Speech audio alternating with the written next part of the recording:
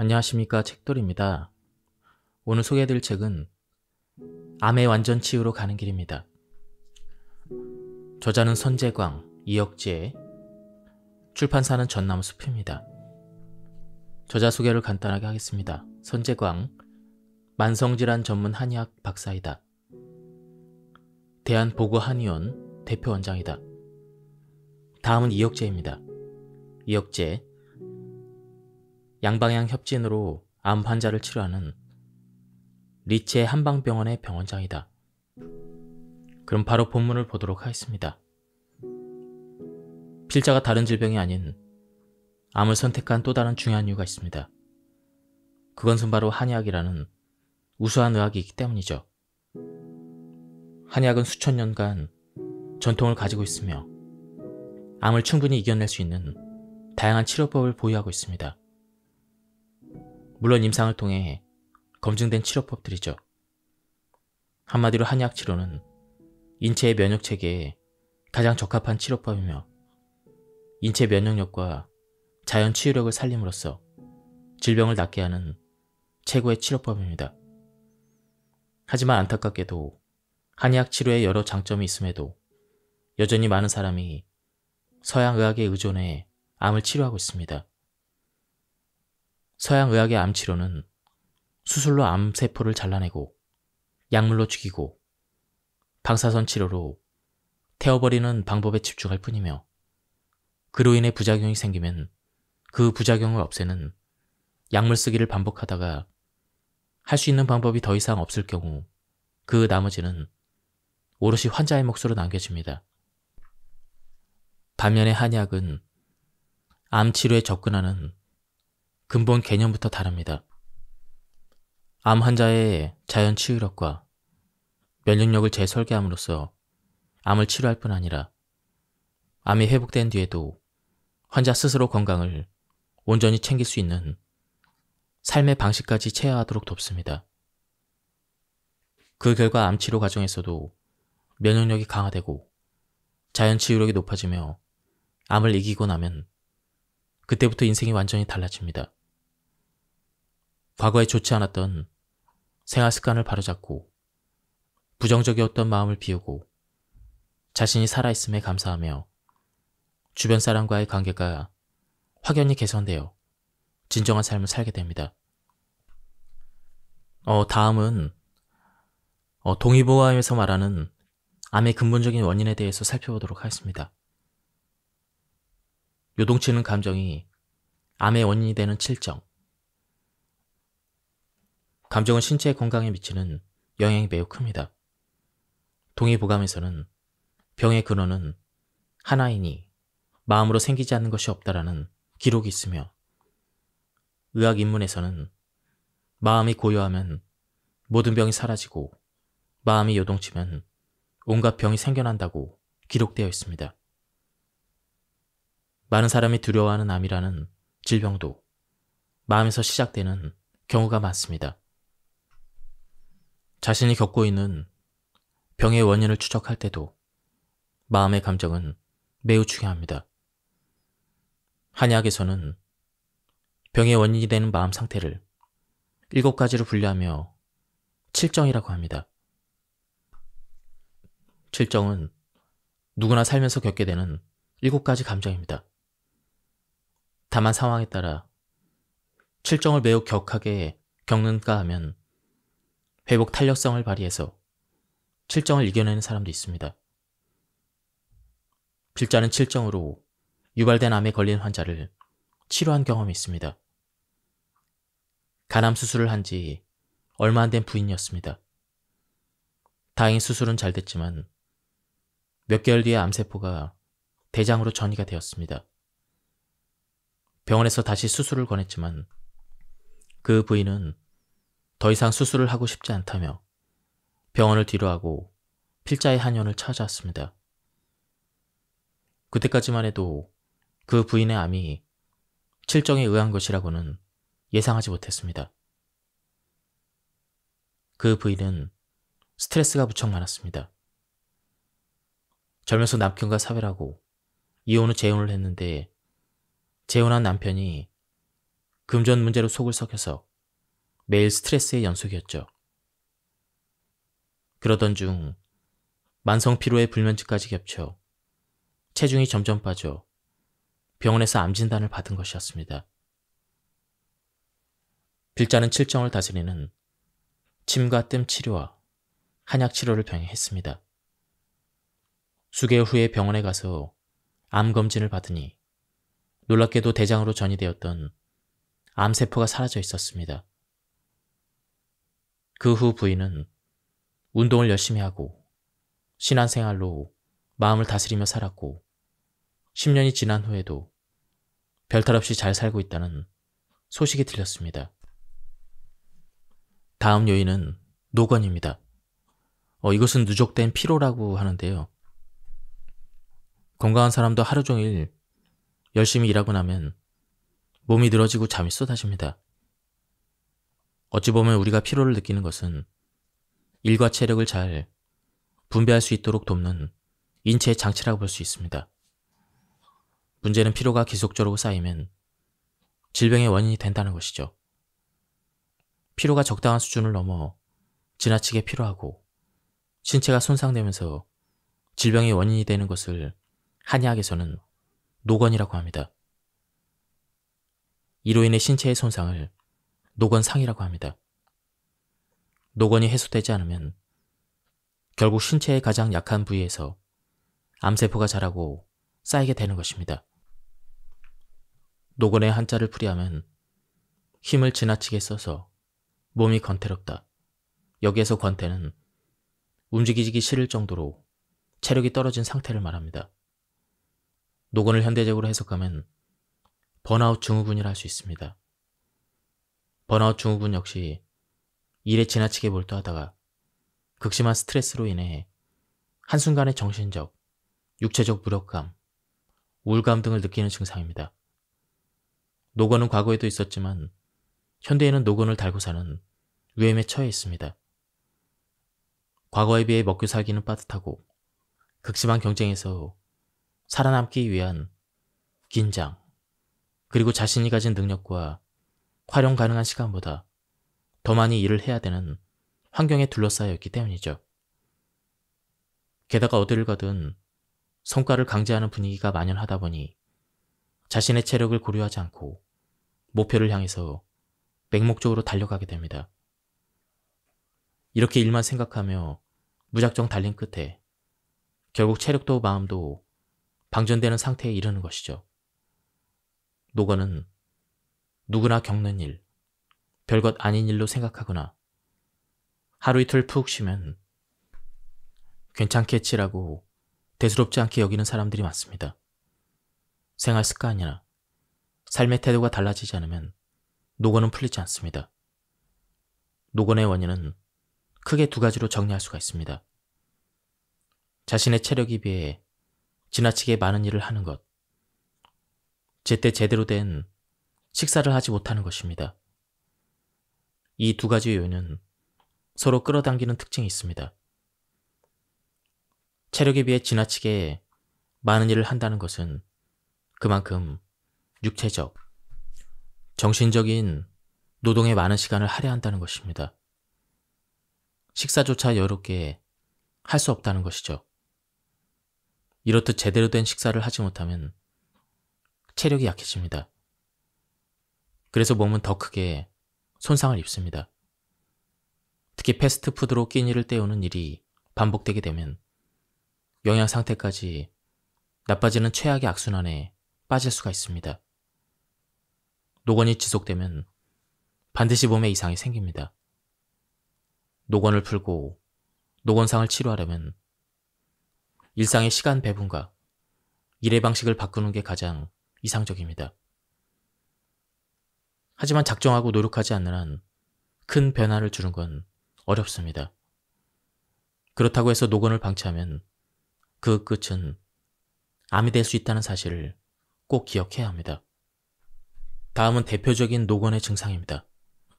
식후에 잠이 쏟아진다. 피로감이 풀리지 않는다. 입맛이 없다. 팔다리가 무겁고 힘이 빠진다. 일한 뒤에 몸이 자주 쑤시고 아프다. 노인이 아닌데 목소리가 작아진다. 땀이 나고 열이 난다. 노곤의 가장 대표적인 증상은 몸에서 땀이 나고 열이 나는 것입니다. 한의학에서는 이를 신혈자한이라고 합니다. 땀이 많이 나는 이유는 기운이 빠져서이죠. 건강한 신체는 땀구멍의 개폐를 자율적으로 조절합니다. 그래서 적당한 때 열리고 닫히면서 적당량의 땀만 배출하는 것이죠. 하지만 노곤으로 기운이 빠지면 땀구멍의 개폐를 조절하는 능력이 떨어집니다. 열이 나는 것도 마찬가지죠. 인체의 신진대사를 주관하는 중심 에너지가 단단하게 몸 중심인 단전에 있으면 열을 잘 붙잡아 주어 병적인 발열이 없지만 체력 소모가 과해서 중심 에너지가 손상되면 단전에 머물러야 될 기운이 위로 뻗치면서 열이 펄펄 나게 됩니다. 체력이 약한 상태에서 과하게 운동을 한 뒤에도 이와 비슷한 증상이 나타납니다.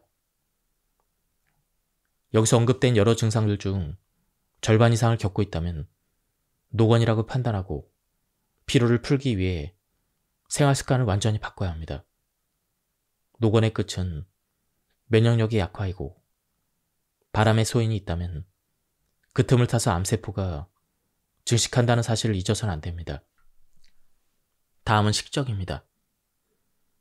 한의학에서는 음식과 몸의 관계에서 생기는 문제를 식적이라고 합니다. 식적은 음식으로 인해 몸속에 독소와 노폐물이 쌓이는 것입니다. 식적의 원인은 두 가지입니다. 먼저 몸에 좋지 않은 음식을 먹어서가 첫 번째이고 소화 기능이 제대로 작동하지 않아서가 두 번째입니다. 식적의 원인이 되는 소화불량은 두 가지 경우에 생깁니다. 자신이 소화할 수 있는 양보다 훨씬 많은 양을 먹을 때, 그리고 음식을 급하게 제대로 씹지 않을 때입니다. 이 두 가지 상황은 인체의 자연스러운 소화 과정을 방해하기 때문에 각종 질병의 원인이 됩니다.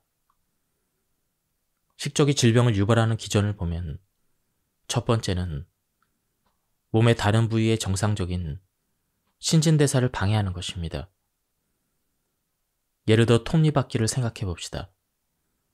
톱니바퀴는 다른 톱니바퀴와 정확하게 맞물려 돌아가야만 제 역할을 합니다.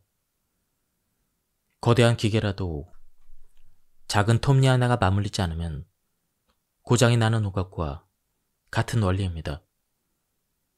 한마디로 작동불량 상태가 되는 것이죠. 작동불량 상태여도 처음에는 아무런 문제가 생기지 않습니다. 그러나 이 상태가 지속되면 톱니 하나가 부러져 부분의 기능이 완전히 상실되고 맙니다. 신진대사가 방해받는 것은 신체 각 부위로 영양분이 제대로 공급되지 않는다는 것입니다. 인체가 암과 제대로 싸우려면 면역력이 강해야 하는데 면역력을 강화하는 성분이 제대로 공급되지 않으면 암과 싸울 수 없는 상태가 될 수밖에 없습니다. 또한 식적은 머리 부분에 과도한 열을 발생시킵니다. 원래 인체는 머리가 차갑고 발은 따뜻해야 정상적인 순환이 이루어집니다. 이 상태는 정상적인 순환이 깨진 상태입니다. 보통 스트레스를 받으면 열 받는다고 합니다. 이는 스트레스로 인해 열 에너지의 순환 능력이 떨어지면서 뜨거운 열기가 머리 쪽으로 몰려서 인체의 자연스러운 기혈순환이 엉망이 된 결과입니다. 순환이 잘 이루어져야 독소와 노폐물이 잘 배출됩니다. 그렇지 않은 경우 우리 몸은 혼란한 상태에 처하고 결국 면역력이 약해질 수밖에 없습니다. 식적으로 생기는 질병은 생각보다 다양합니다. 그 중에는 우울증, 불면증 같은 정신적인 문제도 포함됩니다.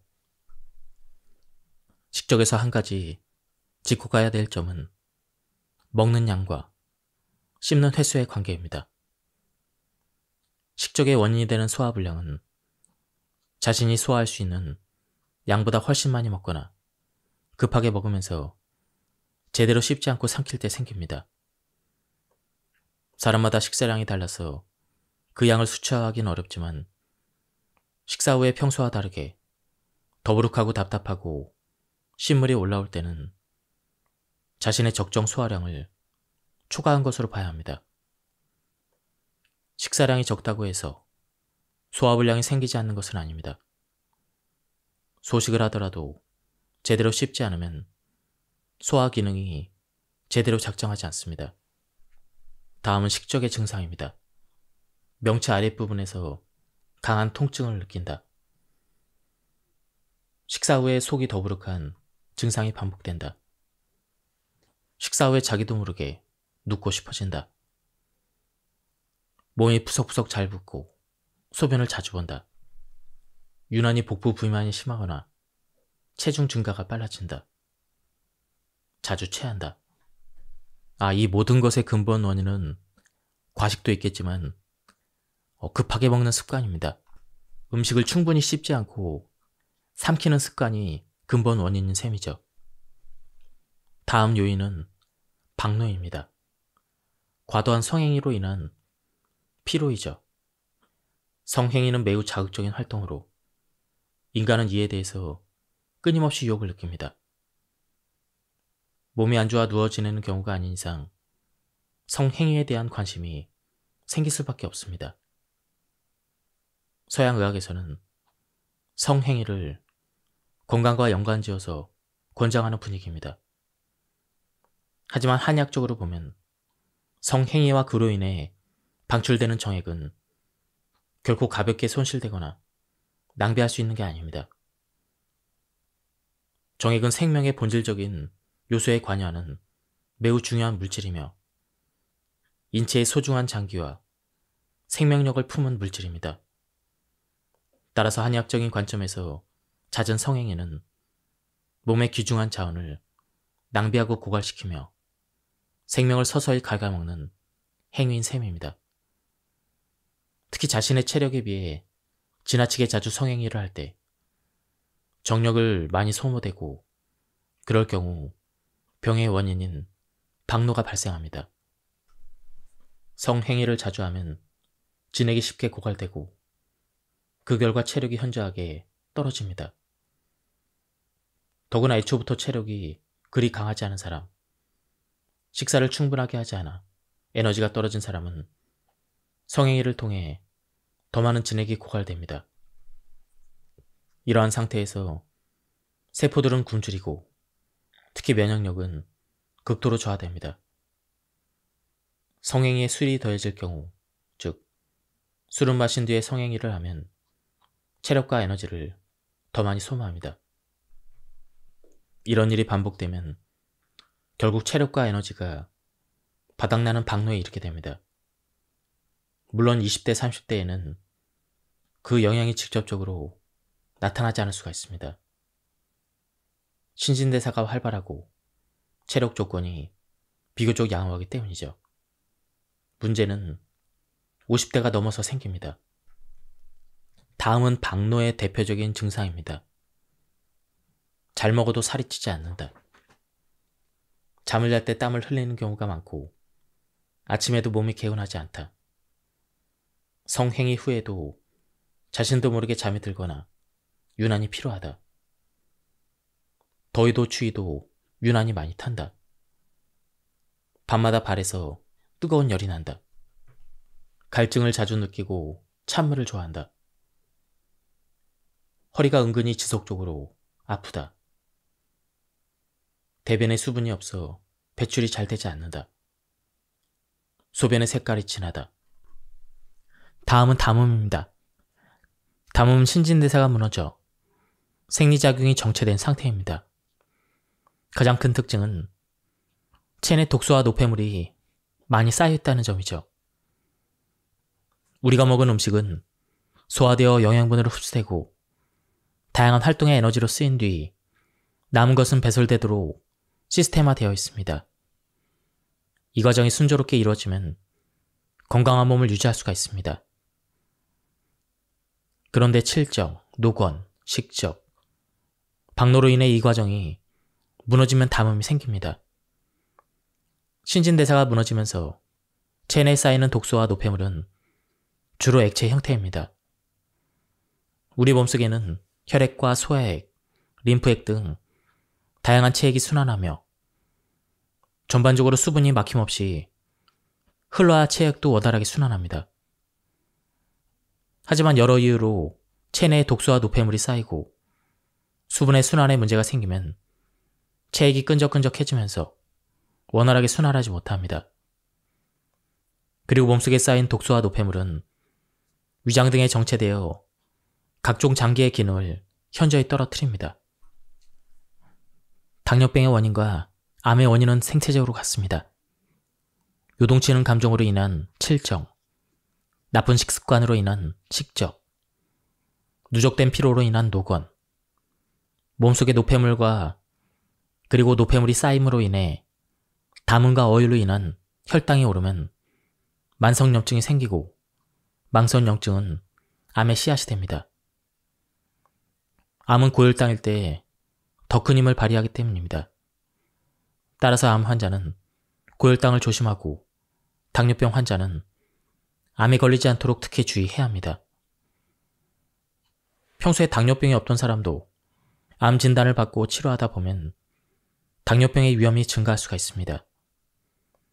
췌장암 환자도 일반인보다 5배 이상 당뇨병의 발병률이 높으며 신장암, 간암, 당낭암, 폐암, 갑상선암의 환자도 일반인보다 당뇨병이 더 잘 생깁니다. 항암 치료 이후 염증 억제를 위해 스테로이드제를 사용할 경우 고혈당이 생기는 것은 흔한 일입니다. 이 경우 스테로이드제의 사용을 줄이면 혈당은 다시 정상으로 돌아옵니다. 암 환자에게 혈당 관리는 필수입니다. 식단 관리로 당 독소의 발생을 막아야 합니다. 탄수화물의 섭취를 줄이고 단백질과 지방, 채소를 골고루 섭취해 비타민과 미네랄, 식이섬유 등을 충분히 섭취하는 것이 좋습니다. 특히 빵과 떡, 그리고 면으로 대표되는 정제 탄수화물과 설탕과 과당 같은 혈당을 급속히 올리는 식품은 주의를 해야 합니다. 무엇을 먹느냐도 중요하지만 어떻게 먹느냐도 매우 중요합니다. 가장 주의를 기울여야 될 것은 천천히 꼭꼭 씹어 먹는 것이죠.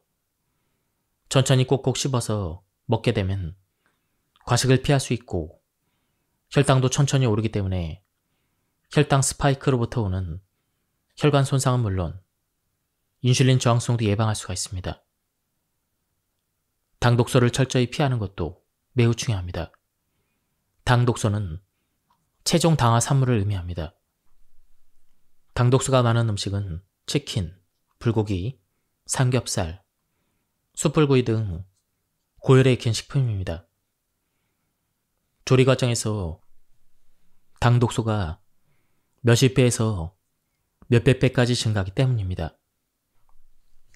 패스트푸드 또한 당 독소가 많습니다. 특히 빵이나 과자, 라면, 햄버거, 피자, 파스타, 직화 스테이크, 튀김류, 돈가스, 생선구이, 아메리카노 등 고열로 인한 관련된 음식을 피해야 합니다. 당독소 피해를 줄여주는 것으로 레몬수와 녹즙이 있으니 적절히 활용하는 것이 좋습니다.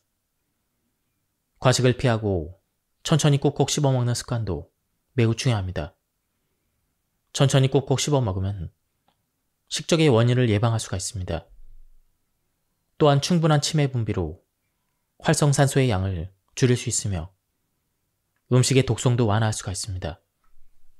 또한 운동으로 허벅지와 엉덩이 근육을 키워야 합니다. 적당한 운동은 식후혈당 조절에 도움이 되며 체력을 유지시켜주기 때문에 암 치료에 큰 도움이 됩니다. 특히 운동으로 만들어지는 허벅지와 엉덩이 근육은 혈당의 잉여분을 저장할 수 있는 훌륭한 창고 역할을 하기 때문에 혈당 관리에 도움이 되고 스트레스 해소에도 도움을 주게 됩니다.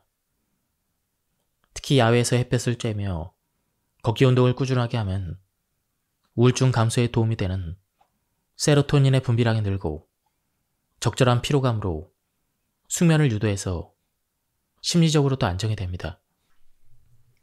다음은 암을 예방하는 무적의 습관입니다. 음식을 꼭꼭 씹어야 먹어야 하는 또 다른 이유는 음식을 씹을 때 다량의 분비되는 침 때문입니다. 침의 성분 중 페록시디아제는 체내 활성산소를 제거하는 항산화 기능이 매우 강력합니다. 그리고 음식에 섞여 체내에서 흡수되면 암세포를 사멸하는 데 큰 도움을 줍니다. 노화방지 호르몬이라고도 불리는 피로틴은 뼈와 치아를 튼튼하게 해주는 것은 물론 면역력을 강화하는 백혈구를 늘리는 역할을 합니다. 이들 물질은 치료제의 성분으로 쓰일 정도로 그 효과가 강력하기 때문에 음식을 꼭꼭 씹어 먹으면 치료제를 먹는 것과 같은 효과를 볼 수가 있습니다. 피로틴은 부작용 없이 인슐린 저항성을 줄이는 효과까지 있습니다. 일본의 아사다 테루오 박사 연구팀의 발표에 따르면 침을 삼키면 혈당이 천천히 올라가서 당뇨병 예방에 도움이 된다고 합니다. 당뇨병과 암의 관계를 생각하면 이는 피로틴이 최종적으로 암 예방에 도움이 된다는 것을 의미합니다. 한의학에서도 침의 중요성을 강조합니다. 동의보감에는 타액을 옷과 같이 잘 보존하면 장수한다라고 기록되어 있습니다. 패스트푸드를 먹는 것은 플라스틱을 먹는 것. 문제는 패스트푸드가 건강에 좋지 않은 음식에 그치지 않고 면역체계를 왜곡시키는 치명적인 음식이라는 점입니다. 패스트푸드가 몸에 들어오니 마치 세균이나 바이러스가 침투한 것처럼 비상사태로 인식해 강한 염증 반응을 일으켰습니다. 패스트푸드를 끊은 뒤에도 이 같은 비정상적인 면역체계는 한동안 지속되었습니다. 어떤 전문가들은 패스트푸드를 먹는 것은 술, 담배를 하는 것과 크게 다르지 않다고 말합니다. 패스트푸드를 먹는 것은 플라스틱을 먹는 것과 같다는 연구 결과도 있습니다. 우리나라의 대표적인 발효식품인 된장과 간장, 청국장은 항암 효과가 뛰어납니다. 콩이 몸에 좋다는 것은 수많은 연구를 통해 밝혀졌으며 콩의 효능을 증폭시키는 발효법은 우리 선조들의 지혜가 담긴 유산입니다. 콩은 단백질이 풍부해 영양학적으로는 육류에 가까운 식품이지만 육류의 문제점은 가지고 있지 않습니다. 그래서 육류를 대체할 수 있는 최적의 단백질 식품으로 꼽히며 동시에 완전 식품이라 불립니다. 특히 쌀이 주식인 우리 식단에는 영양학적으로 조화로운 식품입니다. 우리 선조는 아주 오래전부터 콩을 발효시켜 만든 된장을 음식과 약으로 활용해왔습니다.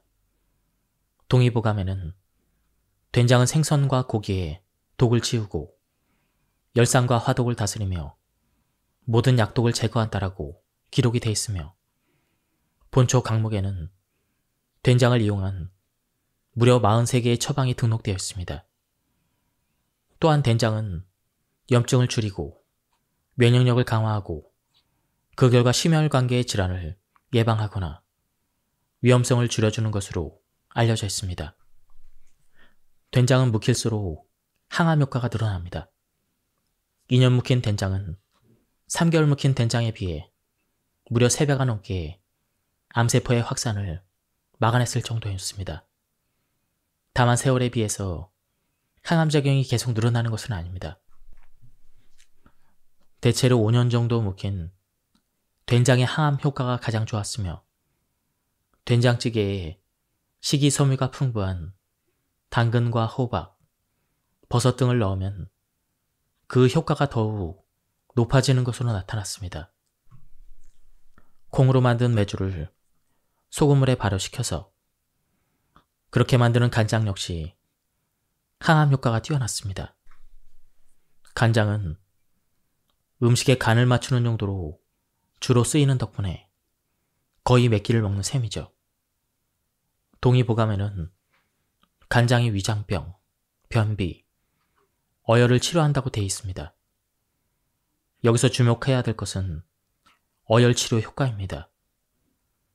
암의 근본 원인 중 하나가 어혈이라는 점을 상기하면 어혈 치료 효과가 있는 간장은 항암 효과도 있다고 볼 수가 있습니다. 2022년 한국식품연구원 양혜정 박사팀이 연구한 바에 따르면 3년에서 10년 묵힌 간장이 높은 암세포의 증식 억제율을 보였으며 10년간 숙성된 간장은 항암 효과가 최고치였습니다. 또 7년 정도 숙성된 간장은 NK세포를 가장 많이 활성화시켜서 암의 발생, 증식, 전이, 재발을 막는 데 매우 효과적인 것으로 나타났습니다. 일상에서 조금 더 편하고 효과적으로 섭취하는 방법이 있습니다. 바로 된장차와 간장 차이입니다. 아침 공복에 된장이나 간장을 미지근한 물에 타서 마시면 속이 든든하고 다이어트에도 도움이 됩니다. 또한 끓이지 않기 때문에 영양소의 파괴가 거의 없고 효소도 살아있는 상태로 섭취한다는 장점이 있습니다. 게다가 유익균이 장까지 살아서 가기 때문에 장내 미생물 생태계에 큰 도움을 주며 장 건강을 좋게 해서 체지방 감소에도 상당히 도움이 됩니다. 된장차와 간장차의 레시피는 따로 없을 정도로 간단합니다. 잘 숙성된 전통 된장과 간장을 너무 짜지 않을 정도로 자신의 입맛에 맞게 물에 타서 마시면 되는 것이죠. 어느 날부터 우리 식탁에 흰 쌀밥과 각종 밀가루 빵이 놓이고 모든 음식에 설탕을 과도하게 넣어서 결국 단맛에 중독이 되고 건강을 심각하게 위협받는 일이 비일비재해졌습니다. 미국은 오래전부터 음식 개혁을 선포하여 많은 성과를 내고 있습니다. 우리나라도 국민의 건강을 위해 음식 개혁이 필요합니다. 흰 쌀밥을 통곡물 잡곡밥이나 현미밥으로 바꾸고 흰 밀가루빵은 통곡물 잡곡빵으로 바꾸거나 통밀빵으로 바꿉니다. 설탕의 사용량도 엄격하게 규제를 해야 합니다. 그렇지 않고 지금처럼 먹으면 우리나라는 고혈압, 당뇨병, 고지혈증, 치매, 암 등의 환자가 세계에서 가장 많은 나라가 될 것이 분명합니다. 암이 생기는 원인을 단순하게 정의하면 체내 독소와 노폐물이 제때 배출되지 않기 때문이라고 할 수 있습니다. 너무 많은 독소와 노폐물이 몸속으로 들어왔는데 제때 배출되지 않으니 체내에 쌓이고 이것이 염증을 일으키고 결국 암세포로 이어진다는 것이죠. 그렇다면 암을 예방하거나 치유하는 방법도 본질적으로 매우 간단합니다. 바로 체내 독소와 노폐물을 빠르고 확실하게 배출하는 것이죠. 그렇게 하려면 반드시 몸에 좋은 음식을 먹고 적절한 운동을 하고 수면을 취해야 합니다. 이러한 생활 습관은 독소와 노폐물의 배출에 탁월한 효과를 발휘합니다. 또 다른 독소와 노폐물의 배출법은 차를 마시는 것입니다. 특히 약차의 효능은 탕약을 마시거나 약물을 주입하는 것과 비슷할 정도로 강력합니다. 그 중에서도 천년의 역사를 지니고 있는 보이차는 만성질환, 비만은 물론 암에도 좋은 효과를 발휘합니다. 보이차는 소화에 도움을 주며 독을 풀어주고 장을 이롭게 합니다. 보이차는 항암 효과도 뛰어납니다. 중국 음란성에 있는 곤명천역약 연구소에서 많은 차와 항암 효과를 연구했는데 보이차가 암세포를 죽이는 효능이 탁월하다는 사실을 밝혀냈습니다. 보이차는 비만이나 콜레스테롤의 제거에도 탁월합니다. 보이차에 함유된 갈산이라는 성분은 체내 지방이 쌓이는 것을 억제하고 이미 쌓인 체지방도 용이하게 배출하도록 도와줍니다.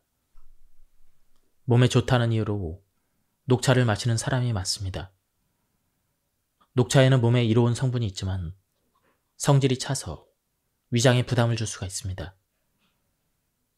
체온이 높아야 면역력이 유지된다는 점에서 녹차는 다소 한계를 가지고 있습니다. 반면 보이차는 성질이 따뜻합니다. 그래서 체온에 영향을 미치지 않습니다. 차게 마셔도 부담이 없고 속을 편안하게 만들어줍니다. 보이차를 마실 때는 끓인 물 1리터에 2~3g의 소량을 넣고 빠르게 우려내는 방법을 추천합니다. 하루에 여러 번 마셔도 상관없지만 1리터 이상 마시는 것은 권장하지 않습니다. 다만 일부 성분이 철분의 흡수를 방해하기 때문에 임산부는 마시지 않는 것이 좋습니다. 다음으로 좋은 습관은 걷기 운동입니다. 몸에 산소가 부족하면 암세포가 잘 자라고 치료에 저항성이 생긴 나머지 항암제도 잘 듣지 않습니다. 반면 몸에 충분히 산소를 공급하면 항산화력이 월등하게 높아져 암치료가 수월해진다는 것이죠. 체내에 산소를 충분히 공급하는 가장 좋은 활동은 바로 걷기 운동입니다. 우리가 걷기 운동을 하면 체내에 유입되는 산소의 양이 5배나 늘어납니다. 걷기 운동을 유산소 운동이라 부르는 이유도 여기에 있습니다. 일단 걷기 시작하면 단 10분 만에 근육에 산소가 공급되기 시작하고 산소가 필요한 정상세포는 열심히 에너지를 얻어서 활동하고 면역 기능을 강화한다는 것입니다. 암세포는 산소를 극히 싫어합니다. 그래서 우리가 걷는 것만으로도 암 예방은 물론 치료 효과도 얻을 수가 있습니다. 꾸준한 걷기 운동은 그 자체로 암 예방 활동이며 치료제인 것입니다. 이쯤에서 걷는 것보다 달리기를 하면 더 많은 산소를 마실 수 있으니 달리기가 훨씬 좋은 게 아닌가요? 이런 질문이 있을 수가 있습니다. 논리적으로는 틀린 말은 아니지만 중요한 것은 운동의 강도입니다. 보통 운동은 자신의 최대 체력에서 40에서 80%까지 사용하면서 한 번에 15에서 60분간 하는 것이 가장 좋습니다. 과도한 운동은 암세포를 증식시키는 활성산소를 만들어내기 때문에 오히려 몸에 좋지 않습니다. 체력이 충분해서 높은 강도의 운동을 감당할 수 있다면 달리기를 해도 상관없지만 암을 걱정하는 사람이나 암 환자에게는 꾸준히 걷는 것이 더 좋습니다. 걷기 운동은 근육과도 관련이 깊으며 암과도 연결됩니다. 걷기 운동으로 근육을 키우려면 평지보다는 계단이나 낮은 야산을 오르는 것이 효과적입니다. 전체 근육의 70%가 엉덩이와 허벅지에 몰려있기 때문이죠. 다만 자신의 체력에 맞게 해야 합니다. 다음은 장 해독입니다. 면역세포의 70%는 장에 분포되어 있습니다. 나이가 들면 자연히 장도 노화되면서 변비와 설사는 물론 면역 기능도 떨어집니다. 장의 상태를 개선하고 유지해서 질병을 예방하려면 다음의 방법을 실천하는 것이 좋습니다. 하루에 30분 매일 걸으면서 햇볕을 쬐입니다. 심호흡을 하고 명상이나 복식 호흡을 합니다. 너그러운 마음, 배려하는 마음으로 긍정적으로 삽니다. 장을 움직이는 복근 트레이닝을 합니다. 현미 잡곡밥, 통곡물을 꼭꼭 씹어 먹습니다. 몸을 따뜻하게 하여 내장을 따뜻하게 합니다. 하루에 한 번은 큰 소리로 웃습니다. 그리고 이 책에서는 장 해독에 가장 좋은 방법은 커피 관장이라고 소개하고 있습니다. 이 부분은 생략하도록 하겠습니다.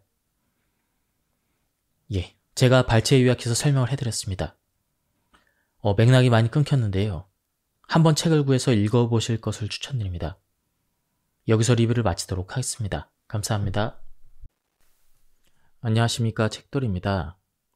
오늘 소개해드릴 책은 암의 완전 치유로 가는 길입니다. 저자는 선재광, 이혁재, 출판사는 전나무숲입니다. 저자 소개를 간단하게 하겠습니다. 선재광, 만성질환 전문 한의학 박사이다. 대한보고한의원 대표원장이다. 다음은 이혁재입니다. 이혁재, 양방향 협진으로 암 환자를 치료하는 리체 한방병원의 병원장이다. 그럼 바로 본문을 보도록 하겠습니다. 필자가 다른 질병이 아닌 암을 선택한 또 다른 중요한 이유가 있습니다. 그것은 바로 한의학이라는 우수한 의학이 있기 때문이죠. 한의학은 수천 년간 전통을 가지고 있으며 암을 충분히 이겨낼 수 있는 다양한 치료법을 보유하고 있습니다. 물론 임상을 통해 검증된 치료법들이죠. 한마디로 한의학 치료는 인체의 면역체계에 가장 적합한 치료법이며 인체 면역력과 자연 치유력을 살림으로써 질병을 낫게 하는 최고의 치료법입니다. 하지만 안타깝게도 한의학 치료에 여러 장점이 있음에도 여전히 많은 사람이 서양 의학에 의존해 암을 치료하고 있습니다. 서양 의학의 암 치료는 수술로 암세포를 잘라내고 약물로 죽이고 방사선 치료로 태워버리는 방법에 집중할 뿐이며 그로 인해 부작용이 생기면 그 부작용을 없애는 약물 쓰기를 반복하다가 할 수 있는 방법이 더 이상 없을 경우 그 나머지는 오롯이 환자의 몫으로 남겨집니다. 반면에 한의학은 암 치료에 접근하는 근본 개념부터 다릅니다. 암 환자의 자연 치유력과 면역력을 재설계함으로써 암을 치료할 뿐 아니라 암이 회복된 뒤에도 환자 스스로 건강을 온전히 챙길 수 있는 삶의 방식까지 체화하도록 돕습니다. 그 결과 암 치료 과정에서도 면역력이 강화되고 자연 치유력이 높아지며 암을 이기고 나면 그때부터 인생이 완전히 달라집니다. 과거에 좋지 않았던 생활 습관을 바로잡고 부정적이었던 마음을 비우고 자신이 살아있음에 감사하며 주변 사람과의 관계가 확연히 개선되어 진정한 삶을 살게 됩니다. 다음은 동의보감에서 말하는 암의 근본적인 원인에 대해서 살펴보도록 하겠습니다. 요동치는 감정이 암의 원인이 되는 칠정. 감정은 신체 건강에 미치는 영향이 매우 큽니다. 동의보감에서는 병의 근원은 하나이니 마음으로 생기지 않는 것이 없다라는 기록이 있으며 의학 입문에서는 마음이 고요하면 모든 병이 사라지고 마음이 요동치면 온갖 병이 생겨난다고 기록되어 있습니다. 많은 사람이 두려워하는 암이라는 질병도 마음에서 시작되는 경우가 많습니다. 자신이 겪고 있는 병의 원인을 추적할 때도 마음의 감정은 매우 중요합니다. 한의학에서는 병의 원인이 되는 마음 상태를 7가지로 분류하며 칠정이라고 합니다. 칠정은 누구나 살면서 겪게 되는 7가지 감정입니다. 다만 상황에 따라 칠정을 매우 격하게 겪는가 하면 회복 탄력성을 발휘해서 칠정을 이겨내는 사람도 있습니다.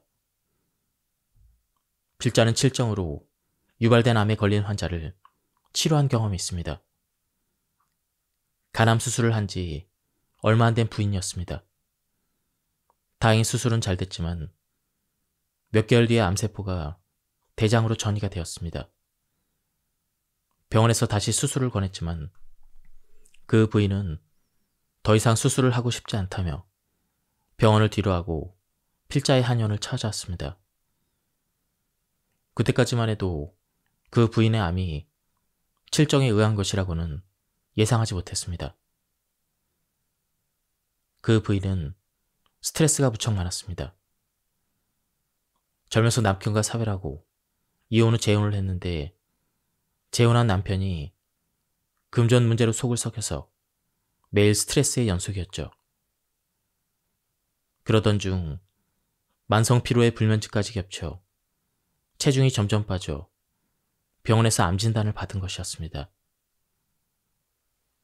필자는 칠정을 다스리는 침과 뜸 치료와 한약 치료를 병행했습니다.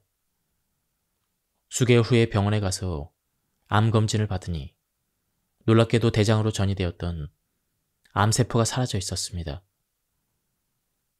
그 후 부인은 운동을 열심히 하고 신앙생활로 마음을 다스리며 살았고 10년이 지난 후에도 별탈 없이 잘 살고 있다는 소식이 들렸습니다. 다음 요인은 노건입니다. 이것은 누적된 피로라고 하는데요. 건강한 사람도 하루 종일 열심히 일하고 나면 몸이 늘어지고 잠이 쏟아집니다. 어찌 보면 우리가 피로를 느끼는 것은 일과 체력을 잘 분배할 수 있도록 돕는 인체의 장치라고 볼 수 있습니다. 문제는 피로가 지속적으로 쌓이면 질병의 원인이 된다는 것이죠. 피로가 적당한 수준을 넘어 지나치게 피로하고 신체가 손상되면서 질병의 원인이 되는 것을 한의학에서는 노건이라고 합니다.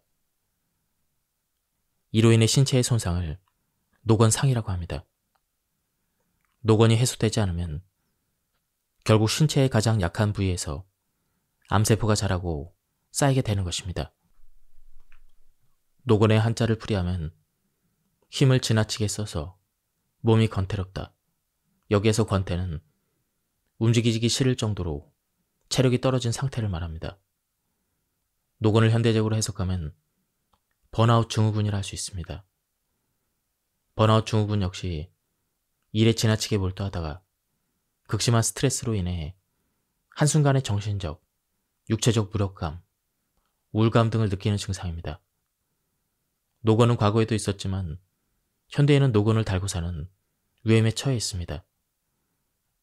과거에 비해 먹고 살기는 빠듯하고 극심한 경쟁에서 살아남기 위한 긴장, 그리고 자신이 가진 능력과 활용 가능한 시간보다 더 많이 일을 해야 되는 환경에 둘러싸여 있기 때문이죠.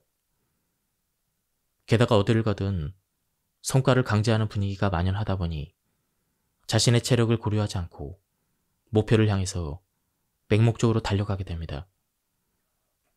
이렇게 일만 생각하며 무작정 달린 끝에 결국 체력도 마음도 방전되는 상태에 이르는 것이죠.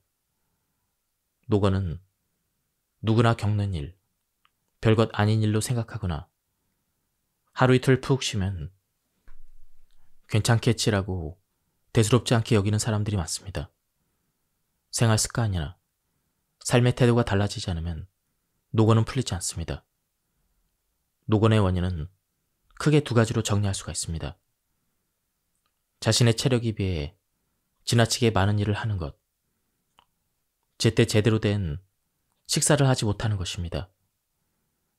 이 두 가지 요인은 서로 끌어당기는 특징이 있습니다.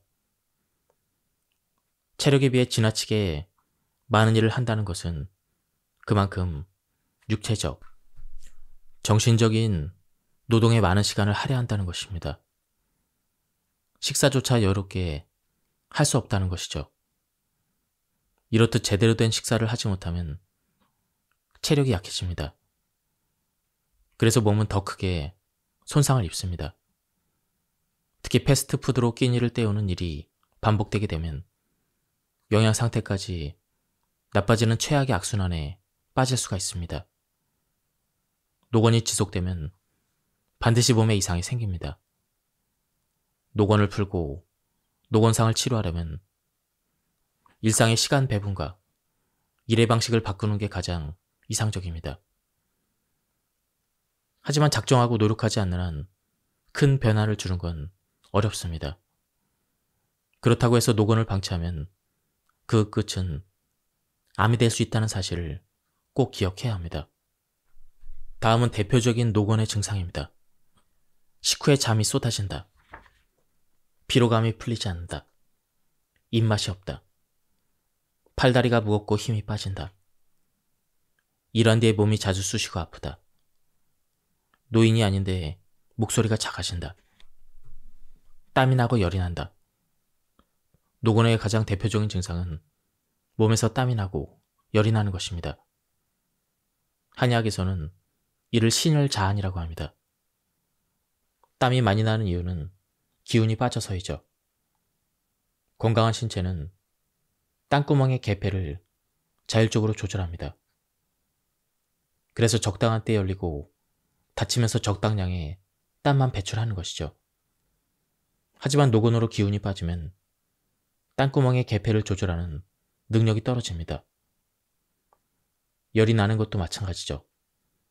인체의 신진대사를 주관하는 중심 에너지가 단단하게 몸 중심인 단전에 있으면 열을 잘 붙잡아 주어 병적인 발열이 없지만 체력 소모가 과해서 중심 에너지가 손상되면 단전에 머물러야 될 기운이 위로 뻗치면서 열이 펄펄 나게 됩니다. 체력이 약한 상태에서 과하게 운동을 한 뒤에도 이와 비슷한 증상이 나타납니다. 여기서 언급된 여러 증상들 중 절반 이상을 겪고 있다면 노곤이라고 판단하고 피로를 풀기 위해 생활 습관을 완전히 바꿔야 합니다.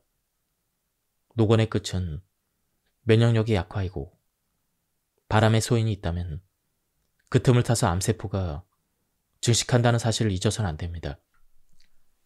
다음은 식적입니다. 한의학에서는 음식과 몸의 관계에서 생기는 문제를 식적이라고 합니다. 식적은 음식으로 인해 몸속에 독소와 노폐물이 쌓이는 것입니다. 식적의 원인은 두 가지입니다. 먼저 몸에 좋지 않은 음식을 먹어서가 첫 번째이고 소화 기능이 제대로 작동하지 않아서가 두 번째입니다. 식적의 원인이 되는 소화불량은 두 가지 경우에 생깁니다. 자신이 소화할 수 있는 양보다 훨씬 많은 양을 먹을 때, 그리고 음식을 급하게 제대로 씹지 않을 때입니다. 이 두 가지 상황은 인체의 자연스러운 소화 과정을 방해하기 때문에 각종 질병의 원인이 됩니다. 식적이 질병을 유발하는 기전을 보면 첫 번째는 몸의 다른 부위의 정상적인 신진대사를 방해하는 것입니다. 예를 들어 톱니바퀴를 생각해 봅시다.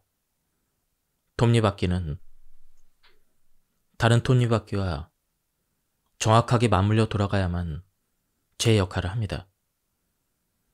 거대한 기계라도 작은 톱니 하나가 맞물리지 않으면 고장이 나는 것과 같은 원리입니다. 한마디로 작동불량 상태가 되는 것이죠. 작동불량 상태여도 처음에는 아무런 문제가 생기지 않습니다.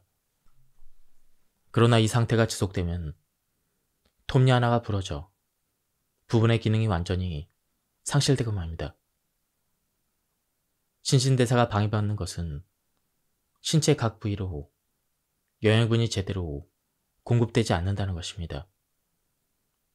인체가 암과 제대로 싸우려면 면역력이 강해야 하는데 면역력을 강화하는 성분이 제대로 공급되지 않으면 암과 싸울 수 없는 상태가 될 수밖에 없습니다. 또한 식적은 머리 부분에 과도한 열을 발생시킵니다. 원래 인체는 머리가 차갑고 발은 따뜻해야 정상적인 순환이 이루어집니다. 이 상태는 정상적인 순환이 깨진 상태입니다. 보통 스트레스를 받으면 열 받는다고 합니다. 이는 스트레스로 인해 열 에너지의 순환 능력이 떨어지면서 뜨거운 열기가 머리 쪽으로 몰려서 인체의 자연스러운 기혈순환이 엉망이 된 결과입니다. 순환이 잘 이루어져야 독소와 노폐물이 잘 배출됩니다. 그렇지 않은 경우 우리 몸은 혼란한 상태에 처하고 결국 면역력이 약해질 수밖에 없습니다. 식적으로 생기는 질병은 생각보다 다양합니다. 그 중에는 우울증, 불면증 같은 정신적인 문제도 포함됩니다.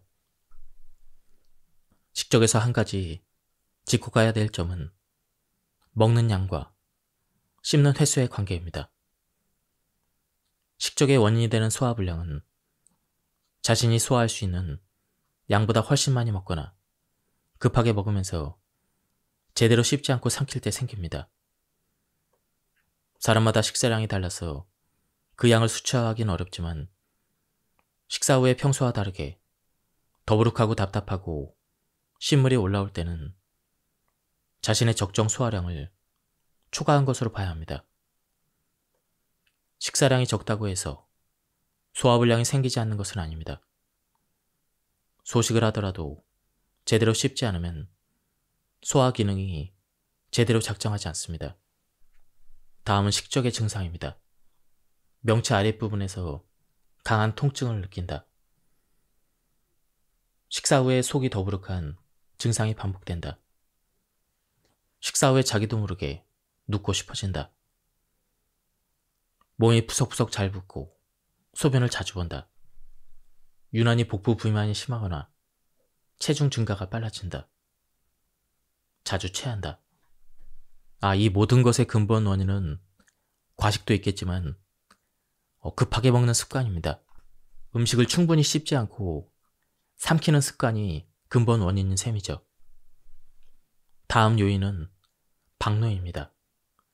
과도한 성행위로 인한 피로이죠. 성행위는 매우 자극적인 활동으로 인간은 이에 대해서 끊임없이 유혹을 느낍니다.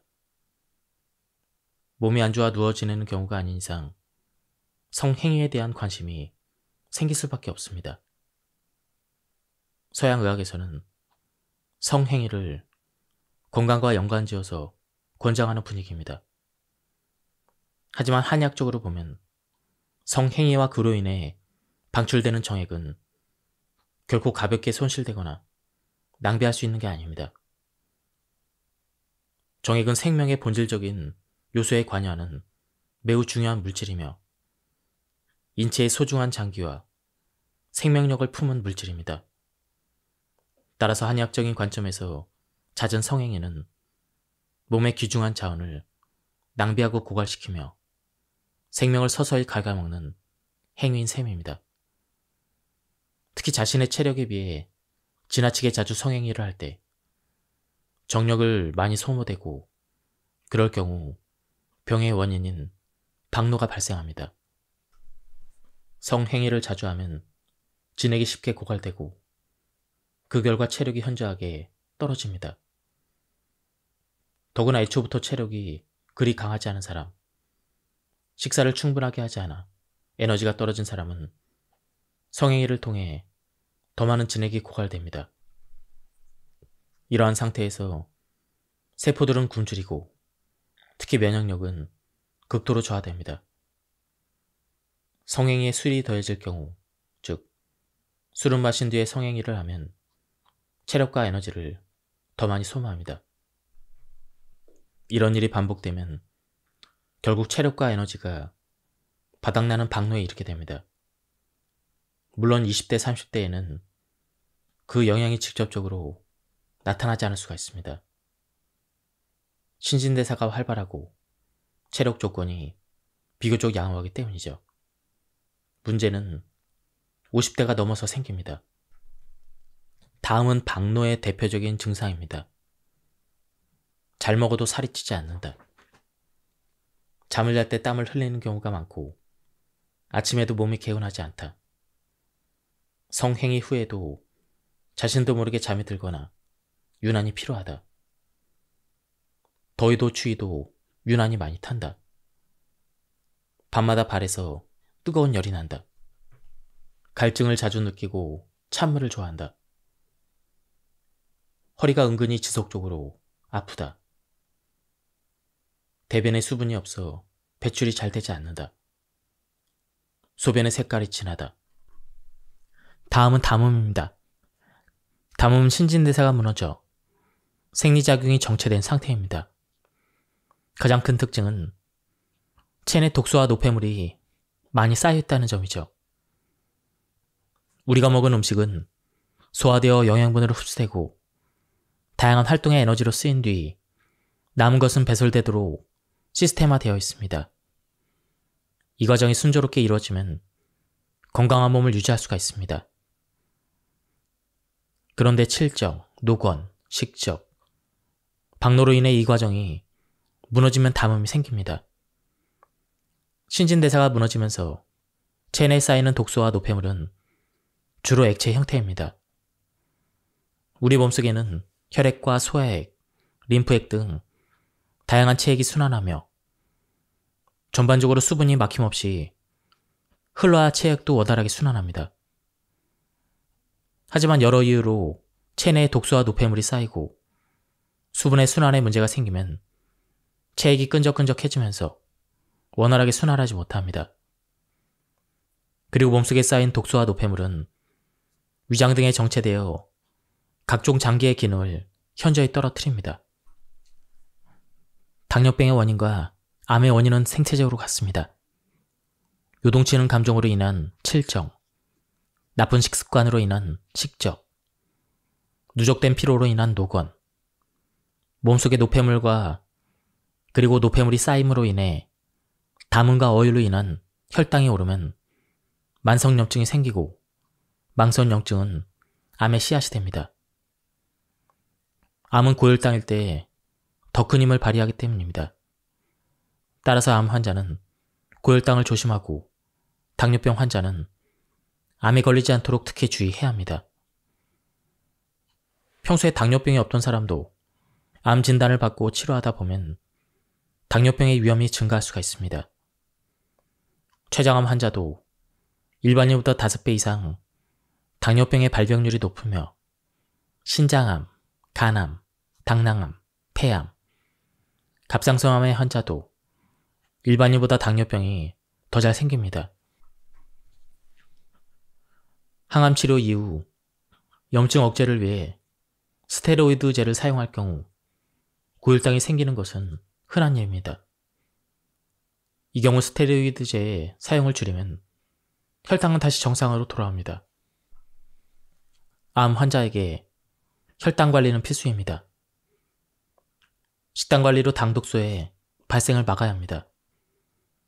탄수화물의 섭취를 줄이고 단백질과 지방, 채소를 골고루 섭취해 비타민과 미네랄, 식이섬유 등을 충분히 섭취하는 것이 좋습니다.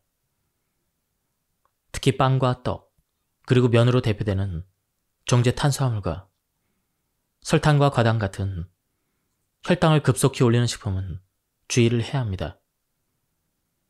무엇을 먹느냐도 중요하지만 어떻게 먹느냐도 매우 중요합니다.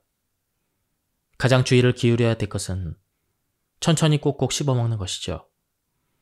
천천히 꼭꼭 씹어서 먹게 되면 과식을 피할 수 있고 혈당도 천천히 오르기 때문에 혈당 스파이크로부터 오는 혈관 손상은 물론 인슐린 저항성도 예방할 수가 있습니다. 당 독소를 철저히 피하는 것도 매우 중요합니다. 당 독소는 체중 당화 산물을 의미합니다. 당 독소가 많은 음식은 치킨, 불고기, 삼겹살, 숯불구이 등 고열에 익힌 식품입니다. 조리 과정에서 당 독소가 몇십 배에서 몇백 배까지 증가하기 때문입니다. 패스트푸드 또한 당 독소가 많습니다. 특히 빵이나 과자, 라면, 햄버거, 피자, 파스타, 직화 스테이크, 튀김류, 돈가스, 생선구이, 아메리카노 등 고열로 인한 관련된 음식을 피해야 합니다. 당독소 피해를 줄여주는 것으로 레몬수와 녹즙이 있으니 적절히 활용하는 것이 좋습니다. 과식을 피하고 천천히 꼭꼭 씹어먹는 습관도 매우 중요합니다. 천천히 꼭꼭 씹어먹으면 식적의 원인을 예방할 수가 있습니다. 또한 충분한 치매 분비로 활성산소의 양을 줄일 수 있으며 음식의 독성도 완화할 수가 있습니다. 또한 운동으로 허벅지와 엉덩이 근육을 키워야 합니다. 적당한 운동은 식후혈당 조절에 도움이 되며 체력을 유지시켜주기 때문에 암 치료에 큰 도움이 됩니다. 특히 운동으로 만들어지는 허벅지와 엉덩이 근육은 혈당의 잉여분을 저장할 수 있는 훌륭한 창고 역할을 하기 때문에 혈당 관리에 도움이 되고 스트레스 해소에도 도움을 주게 됩니다. 특히 야외에서 햇볕을 쬐며 걷기 운동을 꾸준하게 하면 우울증 감소에 도움이 되는 세로토닌의 분비량이 늘고 적절한 피로감으로 숙면을 유도해서 심리적으로도 안정이 됩니다. 다음은 암을 예방하는 무적의 습관입니다. 음식을 꼭꼭 씹어야 먹어야 하는 또 다른 이유는 음식을 씹을 때 다량의 분비되는 침 때문입니다. 침의 성분 중 페록시디아제는 체내 활성산소를 제거하는 항산화 기능이 매우 강력합니다. 그리고 음식에 섞여 체내에서 흡수되면 암세포를 사멸하는 데 큰 도움을 줍니다. 노화방지 호르몬이라고도 불리는 피로틴은 뼈와 치아를 튼튼하게 해주는 것은 물론 면역력을 강화하는 백혈구를 늘리는 역할을 합니다. 이들 물질은 치료제의 성분으로 쓰일 정도로 그 효과가 강력하기 때문에 음식을 꼭꼭 씹어 먹으면 치료제를 먹는 것과 같은 효과를 볼 수가 있습니다. 피로틴은 부작용 없이 인슐린 저항성을 줄이는 효과까지 있습니다. 일본의 아사다 테루오 박사 연구팀의 발표에 따르면 침을 삼키면 혈당이 천천히 올라가서 당뇨병 예방에 도움이 된다고 합니다. 당뇨병과 암의 관계를 생각하면 이는 피로틴이 최종적으로 암 예방에 도움이 된다는 것을 의미합니다. 한의학에서도 침의 중요성을 강조합니다. 동의보감에는 타액을 옷과 같이 잘 보존하면 장수한다라고 기록되어 있습니다. 패스트푸드를 먹는 것은 플라스틱을 먹는 것. 문제는 패스트푸드가 건강에 좋지 않은 음식에 그치지 않고 면역체계를 왜곡시키는 치명적인 음식이라는 점입니다. 패스트푸드가 몸에 들어오니 마치 세균이나 바이러스가 침투한 것처럼 비상사태로 인식해 강한 염증 반응을 일으켰습니다. 패스트푸드를 끊은 뒤에도 이 같은 비정상적인 면역체계는 한동안 지속되었습니다. 어떤 전문가들은 패스트푸드를 먹는 것은 술, 담배를 하는 것과 크게 다르지 않다고 말합니다. 패스트푸드를 먹는 것은 플라스틱을 먹는 것과 같다는 연구 결과도 있습니다.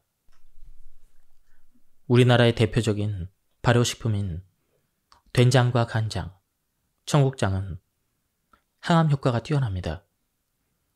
콩이 몸에 좋다는 것은 수많은 연구를 통해 밝혀졌으며 콩의 효능을 증폭시키는 발효법은 우리 선조들의 지혜가 담긴 유산입니다.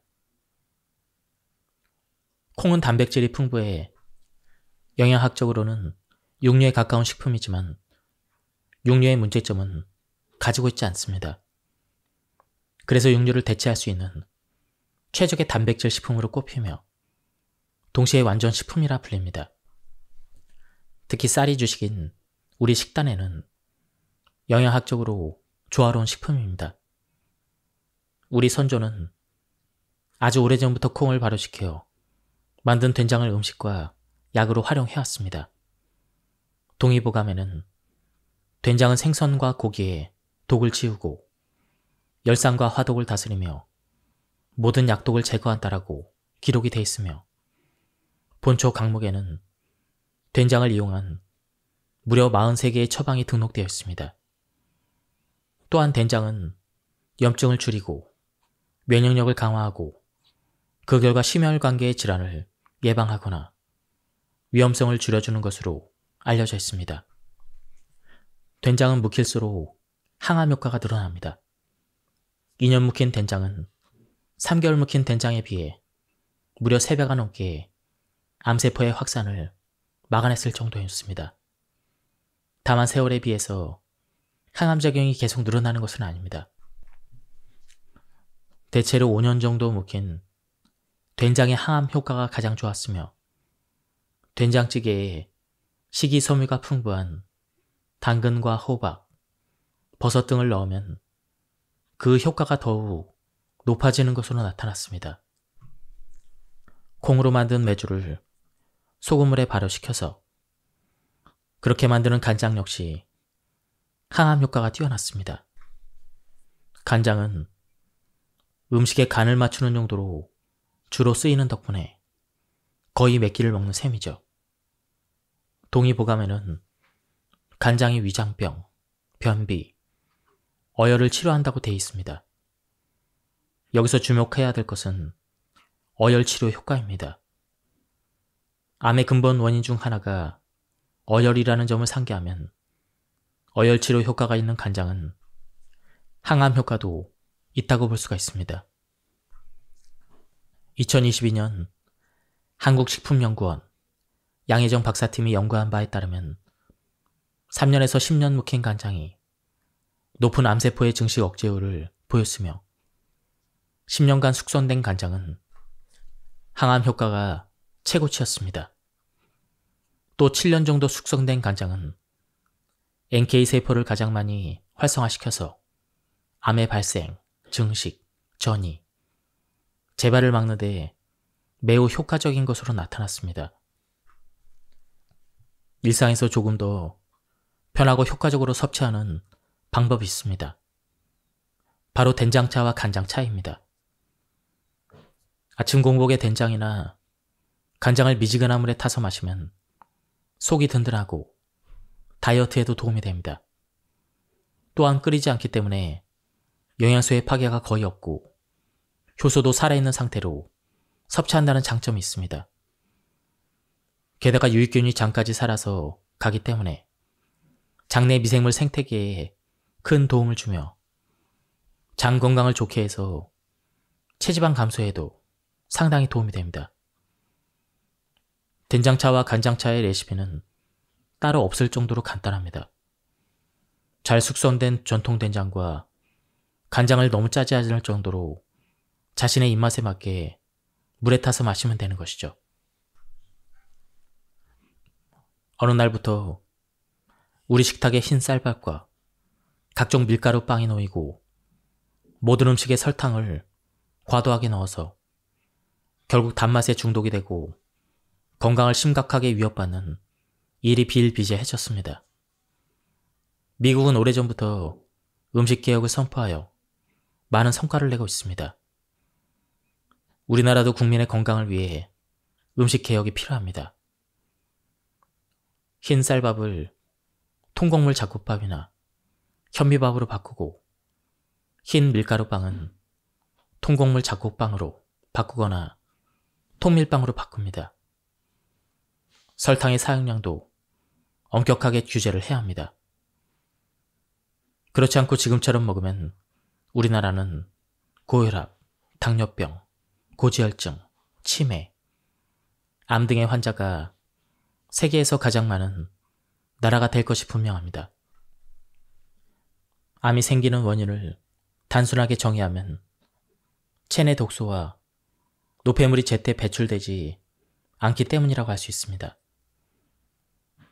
너무 많은 독소와 노폐물이 몸속으로 들어왔는데 제때 배출되지 않으니 체내에 쌓이고 이것이 염증을 일으키고 결국 암세포로 이어진다는 것이죠. 그렇다면 암을 예방하거나 치유하는 방법도 본질적으로 매우 간단합니다. 바로 체내 독소와 노폐물을 빠르고 확실하게 배출하는 것이죠. 그렇게 하려면 반드시 몸에 좋은 음식을 먹고 적절한 운동을 하고 수면을 취해야 합니다. 이러한 생활 습관은 독소와 노폐물의 배출에 탁월한 효과를 발휘합니다. 또 다른 독소와 노폐물의 배출법은 차를 마시는 것입니다. 특히 약차의 효능은 탕약을 마시거나 약물을 주입하는 것과 비슷할 정도로 강력합니다. 그 중에서도 천년의 역사를 지니고 있는 보이차는 만성질환, 비만은 물론 암에도 좋은 효과를 발휘합니다. 보이차는 소화에 도움을 주며 독을 풀어주고 장을 이롭게 합니다. 보이차는 항암 효과도 뛰어납니다. 중국 음란성에 있는 곤명천역약 연구소에서 많은 차와 항암 효과를 연구했는데 보이차가 암세포를 죽이는 효능이 탁월하다는 사실을 밝혀냈습니다. 보이차는 비만이나 콜레스테롤의 제거에도 탁월합니다. 보이차에 함유된 갈산이라는 성분은 체내 지방이 쌓이는 것을 억제하고 이미 쌓인 체지방도 용이하게 배출하도록 도와줍니다. 몸에 좋다는 이유로 녹차를 마시는 사람이 많습니다. 녹차에는 몸에 이로운 성분이 있지만 성질이 차서 위장에 부담을 줄 수가 있습니다. 체온이 높아야 면역력이 유지된다는 점에서 녹차는 다소 한계를 가지고 있습니다. 반면 보이차는 성질이 따뜻합니다. 그래서 체온에 영향을 미치지 않습니다. 차게 마셔도 부담이 없고 속을 편안하게 만들어줍니다. 보이차를 마실 때는 끓인 물 1리터에 2~3g의 소량을 넣고 빠르게 우려내는 방법을 추천합니다. 하루에 여러 번 마셔도 상관없지만 1리터 이상 마시는 것은 권장하지 않습니다. 다만 일부 성분이 철분의 흡수를 방해하기 때문에 임산부는 마시지 않는 것이 좋습니다. 다음으로 좋은 습관은 걷기 운동입니다. 몸에 산소가 부족하면 암세포가 잘 자라고 치료에 저항성이 생긴 나머지 항암제도 잘 듣지 않습니다. 반면 몸에 충분히 산소를 공급하면 항산화력이 월등하게 높아져 암치료가 수월해진다는 것이죠. 체내에 산소를 충분히 공급하는 가장 좋은 활동은 바로 걷기 운동입니다. 우리가 걷기 운동을 하면 체내에 유입되는 산소의 양이 5배나 늘어납니다. 걷기 운동을 유산소 운동이라 부르는 이유도 여기에 있습니다. 일단 걷기 시작하면 단 10분 만에 근육에 산소가 공급되기 시작하고 산소가 필요한 정상세포는 열심히 에너지를 얻어서 활동하고 면역 기능을 강화한다는 것입니다. 암세포는 산소를 극히 싫어합니다. 그래서 우리가 걷는 것만으로도 암 예방은 물론 치료 효과도 얻을 수가 있습니다. 꾸준한 걷기 운동은 그 자체로 암 예방 활동이며 치료제인 것입니다. 이쯤에서 걷는 것보다 달리기를 하면 더 많은 산소를 마실 수 있으니 달리기가 훨씬 좋은 게 아닌가요? 이런 질문이 있을 수가 있습니다. 논리적으로는 틀린 말은 아니지만 중요한 것은 운동의 강도입니다. 보통 운동은 자신의 최대 체력에서 40에서 80%까지 사용하면서 한 번에 15에서 60분간 하는 것이 가장 좋습니다. 과도한 운동은 암세포를 증식시키는 활성산소를 만들어내기 때문에 오히려 몸에 좋지 않습니다. 체력이 충분해서 높은 강도의 운동을 감당할 수 있다면 달리기를 해도 상관없지만 암을 걱정하는 사람이나 암 환자에게는 꾸준히 걷는 것이 더 좋습니다. 걷기 운동은 근육과도 관련이 깊으며 암과도 연결됩니다. 걷기 운동으로 근육을 키우려면 평지보다는 계단이나 낮은 야산을 오르는 것이 효과적입니다. 전체 근육의 70%가 엉덩이와 허벅지에 몰려있기 때문이죠. 다만 자신의 체력에 맞게 해야 합니다. 다음은 장 해독입니다. 면역세포의 70%는 장에 분포되어 있습니다. 나이가 들면 자연히 장도 노화되면서 변비와 설사는 물론 면역 기능도 떨어집니다. 장의 상태를 개선하고 유지해서 질병을 예방하려면 다음의 방법을 실천하는 것이 좋습니다. 하루에 30분 매일 걸으면서 햇볕을 쬐입니다. 심호흡을 하고 명상이나 복식 호흡을 합니다. 너그러운 마음, 배려하는 마음으로 긍정적으로 삽니다. 장을 움직이는 복근 트레이닝을 합니다. 현미 잡곡밥, 통곡물을 꼭꼭 씹어 먹습니다. 몸을 따뜻하게 하여 내장을 따뜻하게 합니다. 하루에 한 번은 큰 소리로 웃습니다. 그리고 이 책에서는 장 해독에 가장 좋은 방법은 커피 관장이라고 소개하고 있습니다. 이 부분은 생략하도록 하겠습니다. 예, 제가 발췌 요약해서 설명을 해드렸습니다. 맥락이 많이 끊겼는데요. 한번 책을 구해서 읽어보실 것을 추천드립니다. 여기서 리뷰를 마치도록 하겠습니다. 감사합니다.